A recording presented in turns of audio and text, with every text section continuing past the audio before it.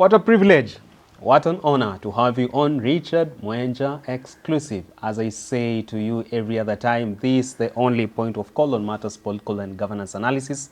The only show that guarantees you 100% supply of wisdom on matters politics and governance in Kenya and across the region. Also on the show, we have a very special segment, a new segment dubbed Heroes Corner with Kipruto Arab Kirwa. Literally a segment whereby we offer our debt of gratitude to heroes who've been here, made a substantive impact in Kenya and also in our continent, that is Africa, and we feel that there is need for us to thank them enough. So stay glued throughout this conversation so that you get to meet that segment at the tail end of our conversation. I am Richard Mwenja. Welcome to the conversation. But first things first, allow me to introduce the gentleman who will help me bring the day's conversation home. He's none other than former Minister Kipruto Arab Kirwa. Yes. How are you doing today? I'm well. This called July here in Nairobi. Yes, but I thank God for it because the weather changes like that. I'm sure in the next couple of weeks there might be some rain and that rain will come and wash away the cold. And I hope it will not affect so many people because nowadays rains come with its own share of damage, especially given the fact that we have not taken care of certain drainages within the city and other parts of the country. Please give us a hint whom we have today on Heroes Corner with Kipruto Arab Kirwa. Well, when I think through, is my favorite, my president, William my Ruto? friend, my friend. William Ruto is was your friend a while back. And my schoolmate. Okay, okay, Yeah. now I get it. Yeah. Oh, the gentleman from Nyeri? Yeah, Mwai Kibaki. Uh-huh. Yes. Oh, wow. Yeah. We wait to see what you have about him. Thank But you. first things first, let's delve to the day's main conversation. Matters to do with the Gen Z movement and also what the future portends for none other than the second in command in this country, Rigathi Gachagua, the truthful man. Let's begin from a general perspective. Yeah. There are quotas who argue that Kenya's problem is not a political problem, but more of a governance problem. And let me take you back to a mantra which was big from Kwame Nkrumah, that of any nation destined for greatness must first seek the political kingdom and all the rest Shall follow. So in our case, is it a governance issue? Is it a political problem? Or who is the author of our problem as a country? Well, it's a cumulative a number of factors that have conspired to frustrate our growth as a nation, both in terms of economic growth and also social growth. It is a critical component that you call governance, which encompasses a number of things. The way those in authority behave, the way they dispense the resources of the nation, and the way they take that money from us in terms of taxes, and the way they confuse themselves between what belongs to the nation and what belongs to them. In summary, it is the behavior of those in power that affects a larger component of our population. As they say, even when you want to bring some kind of change in society, it starts from the top or in any organization. It starts from the top, and the top will mean the top management, the top managers within the organization, percolating down all the way to the grassroots. When a serious manager does come to town and people know that he means what he's saying, people take him seriously and people behave the right way. Here in Kenya, you remember the Michuki rules. The late John Michuki, when he brought those rules, Kenyans were willing to suffer. You could see them walking 10 kilometers for matatus to behave. And that was very huge support that Michuki got. And he brought some discipline into government. Sure. But of course, later on, you see what matatus do to us in various places in town, whether you are driving or you are on foot. Matatus don't seem to care anymore. Whatever happens to you, you have to take to your heels to survive as you cross the road, even around zebra crossing. Chaotic. Okay, very chaotic. The second issue that I have in memory is the behavior of the late Murtala Muhammad, was military leader of Nigeria at some stage, who, when he took over power, every government official was in the office by 7 o'clock because they knew this is a no-nonsense man. The traffic started reorganizing itself. The chaos that used to pervade the environment of Lagos disappeared from the roads, and people behaved nicely because they knew there is a serious sheriff in town.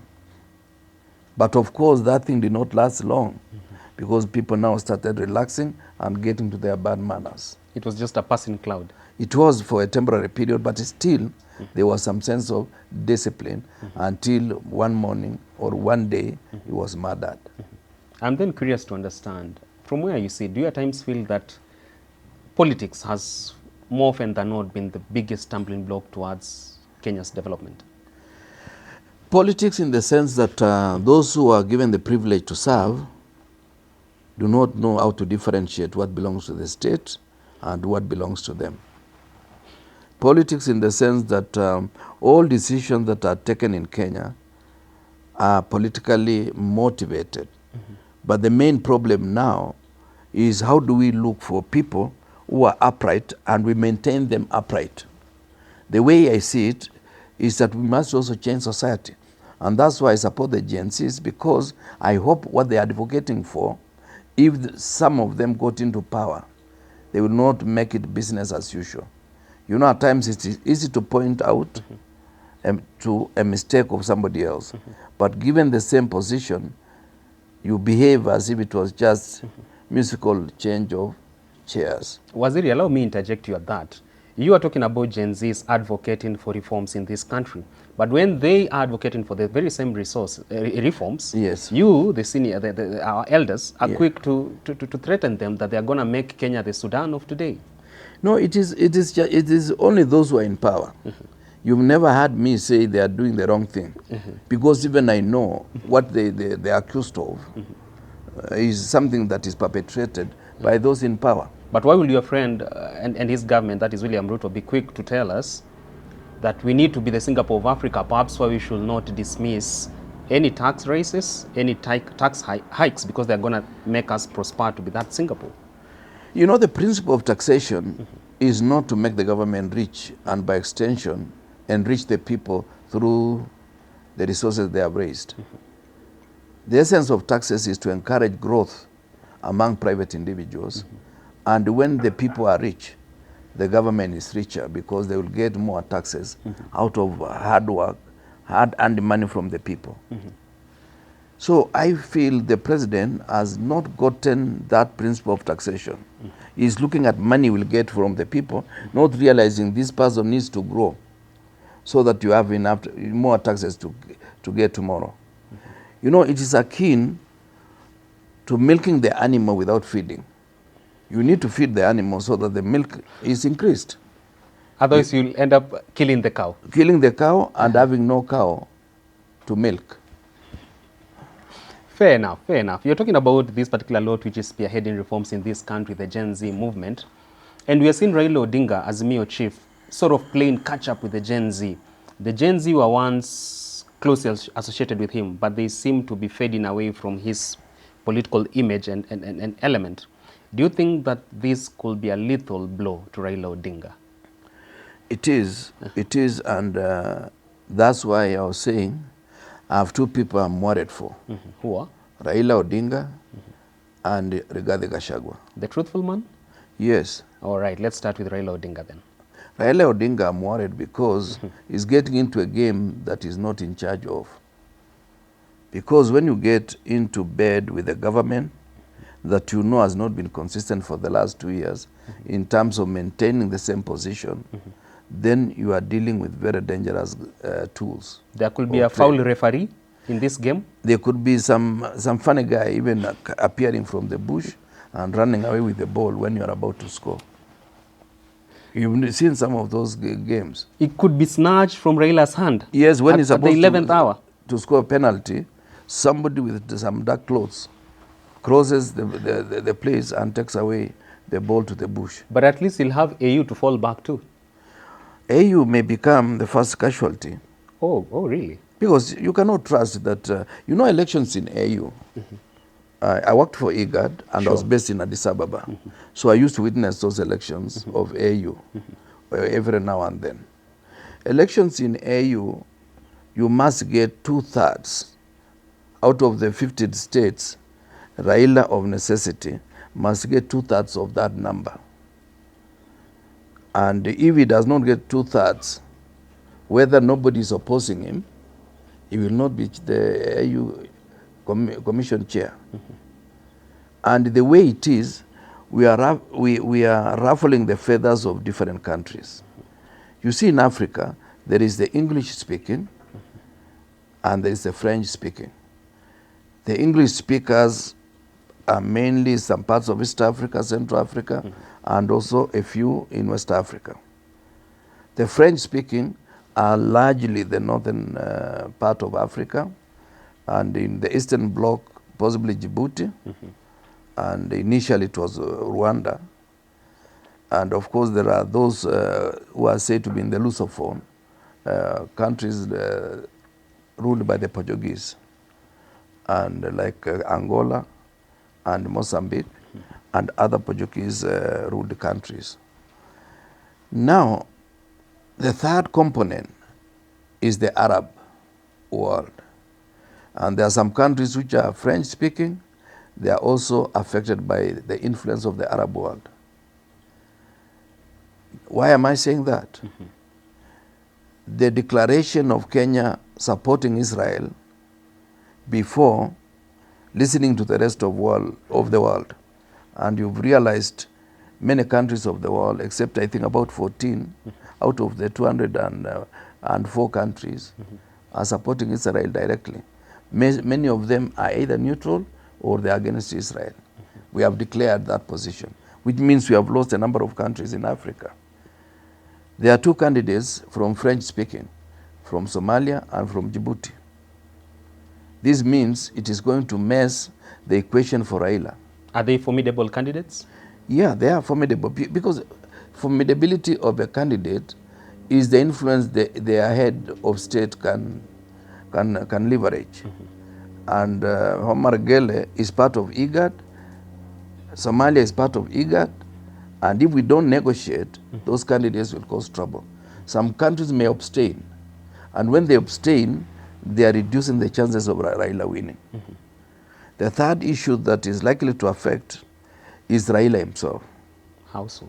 You know, Raila is a personality in Africa whose presence is felt. And there are some of the events of the past that have made him a bit get thrown by some of the countries. And those countries will not necessarily support us. The final thing, apart from other factors, is our position as Kenya. Kenya is frowned upon by most of our neighbors. I'm happy President Museveni has shown support, but in some cases, our neighbors have voted against us in the past. We are not the darling of the region? Oh, they hate us. We are actually the dominant force. When they talk about problems, like now these problems in Kenya, many of them are celebrating. I've had one of heads of state of this region saying, kama kwa mwenzako inachomeka vile inachomeka, watalii wanakuja kwetu. We no longer are their role models economically and all that? We've never been their role models. Nyerere himself used to say, there's no need to go to London. Ukitaka kwenda London, enda tu hapa Nairobi. Utakuwa unaona yale mambo ambayo yanatendeka London. And used to refer to us as man-eat-man society. And then the late Charles Njonjo, who was the Attorney General, he said man-eat-nothing society in reference to Tanzania. So these things happen. There is what internationally, for those of us who know something about international relations, what we call siblings rivalry. It arises out of that. And of course, when you go back to 1648, the formation of a nation was a product of rivals who are fighting. We had fought for 30 years. Then they said, why are we fighting? You can be given your own conclave and you stay there. And one of the principles is thou shalt not interfere with internal affairs of your neighbor. The second issue is that whenever we are threatened, collectively we'll fight back against those who are threatening us. That is in Westphalia, a part of Germany. Those are some of the things that happened internationally. So these issues that we are calling part of the diplomatic etiquette, international relations, happened out of a rivalry that has existed for 30 years. So from your lenses, Raila's political cemetery could already have been earmarked. I still want to give him a chance because I would actually wish that he gets the chairmanship. But those are realities. When we say it, people will think that we are against Raila. No. I would want him to be the chair of AU Commission. And one of the things is that he should not embroil himself in some of the things that are happening now. A need for recalibration from his end? That? Do you find that there's need for Raila Odinga to recalibrate his political style and also developments? Yes. And if he makes that decision, his son should not be exposed. He should just recommend some names. He can recommend names of individuals who are in Azimio without necessarily showing that some of these close allies have been recommended. I'm not saying that because I feel somebody else is rivaling me. The president knows me. If he wanted me to be his minister, he knows me personally. So he does not need the hand of Raila. And the president knows many people in... You remember the president was in ODM. Sure. So there are many people in ODM today the president knows. Whom he can get directly without going through Raila Odinga. Yeah, or even if Raila recommended 10 names, he can pick 5 from that without Raila being seen that he's now part of government. So there's a chance that Raila can help Ruto fix his messes without looking like he's gone to bed with him. He will look bad. He will look bad. You know, there is an animal called a skunk. If it passes here and hits you with the tail, hits me with the tail, hits Wangari with the tail, and the gentleman there with the tail, and in the way he knocks Ryan down, all of us will be smelling. A stain in every of us? Yes, there will be a stain. And even if you change the clothes, you have to take a shower. That is what it means if you are in the opposition and you join government. Collateral damage then? Yeah, totally. In the interest of time, you are also to tell us about why Rigathi Gachagua needs to tactfully take future decisions politically. But let's make that our next edition. How about we wind up on Raila on this particular edition? So for Raila Odinga, do you think that he has that grace of time to make changes, win back the trust of the Gen Z, and at least retain his initial face as the face of the struggle? What he should do is really to make up his mind. Is he running or is he not running? He should come out. He should come out. Boldly so. It makes a lot of sense so that he does not keep people in abeyance. No watermelons in the picture? Yeah. That should be, you see, when you leave people in the field far too long, they make their own decisions. They get their own commander? Yes, they get their own commander, and it becomes organic and it evolves to a monster. You know, when I was the MP, when I knew the place is hostile, I appear by 9, I'm among them, so that they don't start forming other groupings and scheming something against me. And by about 1 o'clock, I've left the scene. Whoever comes in the afternoon with some few boys he has given some alcohol, I will have gone. The bus would have left the station. Yeah. So, but when you leave people to discuss among themselves, they will develop other ideas. Kenyans are very innovative. They'll get new shepherds? Yeah, they will say, why not Babu Wino?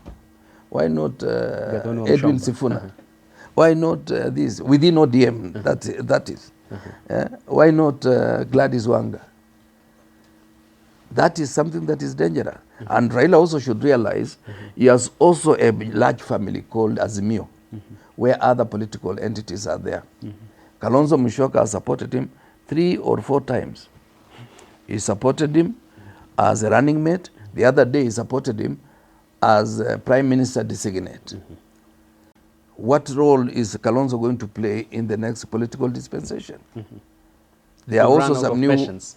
Kalonzo could run out of patience. either out of patience or get better alternatives. Oh, really? Yeah, if Kalonzo now was to team up with Rigathi, you know, that will be dangerous for the president. And I'm advising my president, don't underrate Rigathi Gachagua. That would be a poison chalice for Raila Odinga? Completely. Disastrous? Total disaster. Asubuhi na mapema. Mapema. Bondo Express. I don't know whether he'll go to Bondo or AU. You know, I don't know.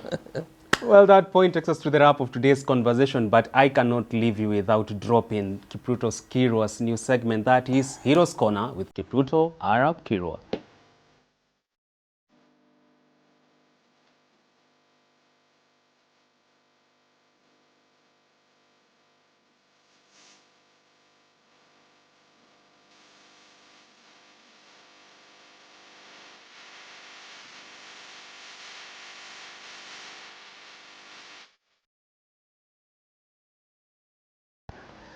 Who else is my hero apart from Emilio Mwai Kibaki?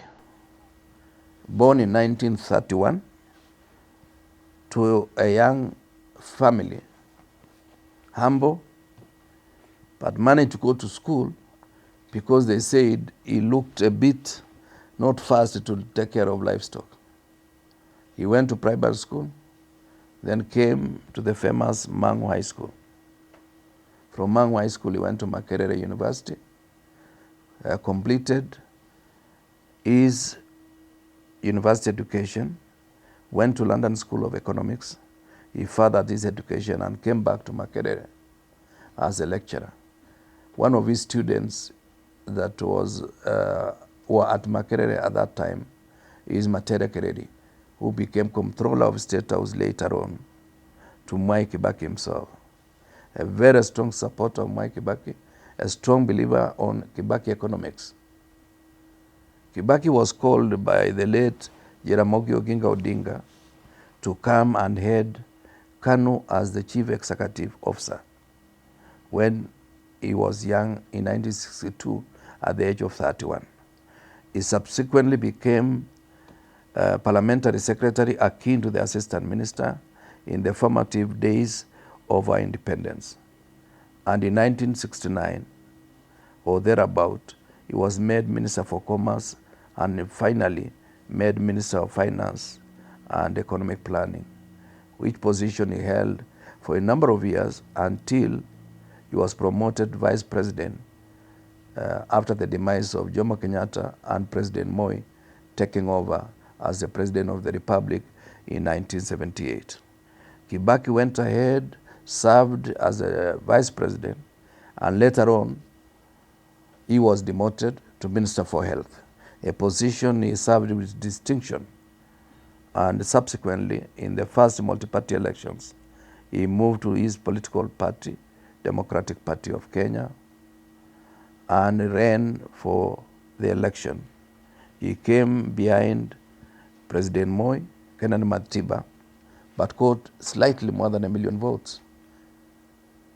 He was number 3, but he was number 5 in terms of parliamentary seats because he got 23 seats, while Ford Ashley got 31, Ford Kenya of Jaramogi got 31. Kibaki persisted in the opposition until the year 2002, where the Rainbow Coalition came together and gave him the highest number of votes, about 66%. He served this country with distinction, and we were able to benefit from his vision, his understanding of economics, his understanding of the fragile environment under which many Kenyans serve. He is a man to remember. He himself never amassed the way some individuals have been doing in this country. And he believed that every Kenyan matters. Something that I respect about him. If he was conversing either with the late Njenga Karume or Matu Amai, and you arrive as somebody who does not speak Kikuyu, you would change the language, speak in Kiswahili or English for the entire conversation. This is something that we need to emulate. He never believed in fitina.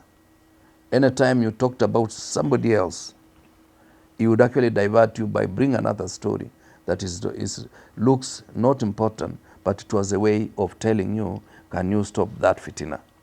I remember one evening when we were talking around Parliament before he became the president. Some people were trying to bring politics, but he knew they are provoking him to say something. He held the bottle, I think it was White Cup, and he said, this bottle has been written beer only. And therefore we need to deal with beer here. If there are other stories, we deal with them the following day. That is the hero. Something that we need to emulate from Kibaki. He was non-tribal. Kibaki was also very serious and clear on what belongs to him and what belongs to the public.